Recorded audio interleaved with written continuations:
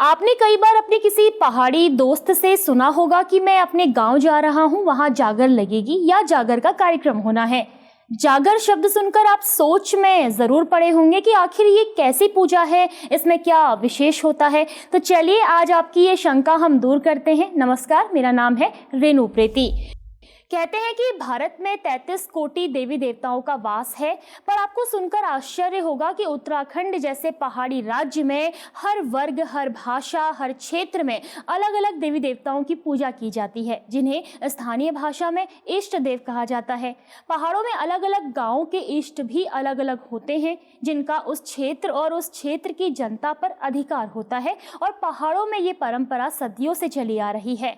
चाहे किसी को न्याय दिलाने की बात हो या किसी के कष्ट हरने की, गांव पर आई विपदा से बचने के लिए गांव वाले अपने इष्ट देव का आह्वान करते हैं, जिसे स्थानीय भाषा में जागर कहा जाता है। जागर का अर्थ है देवता को जगाना।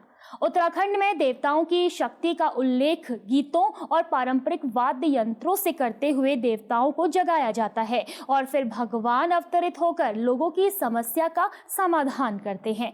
स्थानीय देवता जैसे गोलज्यू, सैम, कल्बिस्ट, हरू भूमिया, चौमू, महासु, नंदा, लाटू आदि को बुलाया जाता है। जागर के जरिए विशेष पूजा अर्चना कर इन्हें मनुष्य के शरीर में बुलाया जाता है। मान्यताओं के अनुसार जागर के जरिए कुल या ग्राम देवता किसी मनुष्य के शरीर के अंदर अवतरित होकर व्यक्ति, परिवार, गांव या समुदायों के कष्ट, परेशानियों का कारण बताते हैं। यही नहीं, वो कारण के साथ साथ निवारण भी बताते हैं। इसके अलावा देवता से न्याय की भी उम्मीद की जाती है। पूर्वजों या कुल देवता जिस व्यक्ति के अंदर आता है, उसके लिए विशेष गद्दी लगाई जाती है, जिन्हें भगवान मानकर पूजा जाता है। जागरों की अवधि एक रात से लेकर 5, 11, 22 दिन और 6 महीने तक की जाती है। इसी के साथ जागर के 3 स्वरूप होते हैं। पहला हुड़किया जागर, जिसमें हुड़का बजाया जाता है। दूसरा डमरिया जागर, जिसमें थाली व डमरू बजाया जाता है। तीसरा ढोल जागर, जिसमें ढोल व नगाड़ा बजाया जाता है।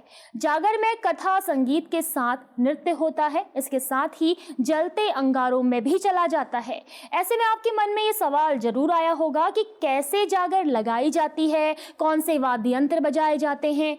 तो बता दें आपको, जागर में ढोल, दमाऊ, डौर, थाली और हुड़का जैसे यंत्रों पर विशेष धुन और थाली बजाई जाती है। इसके साथ साथ देवगाथा भी गाई जाती है। देवगाथा में बताया जाता है कि देवता की उत्पत्ति कैसे हुई और उन्होंने क्या क्या चमत्कार किए हैं। इन गीत के माध्यम से गाकर मानव शरीर में देवता का अवतरण कराने की कोशिश की जाती है। देवता का अवतरण करने वाले व्यक्तियों को डंगरिया कहा जाता है। देवता के आगमन के बाद डंगरिया का हाव भाव, बोलचाल का ढंग सामान्य नहीं रहता है।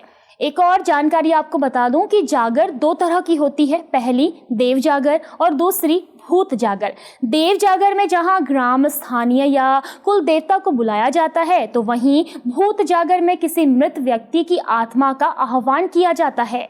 जागर में भजन गाने वाला जागरिया कहलाता है, तो वहीं डंगरिया बने व्यक्ति को सात्विक भोजन खाना होता है। इसके अलावा शुद्ध जीवन शैली का भी पालन करना होता है। तो हमने आपको पहाड़ों में लगने वाली जागर से संबंधित कुछ विशेष संक्षिप्त जानकारी दी है। अगर इसे विस्तार से समझा जाए तो जागर पर बताने के लिए पूरी किताब भी कम पड़ेगी। ऐसे में यदि इस वीडियो में कुछ विशेष अंश रह गया हो तो आप हमें कमेंट बॉक्स में ज़रूर बताएं। नमस्कार।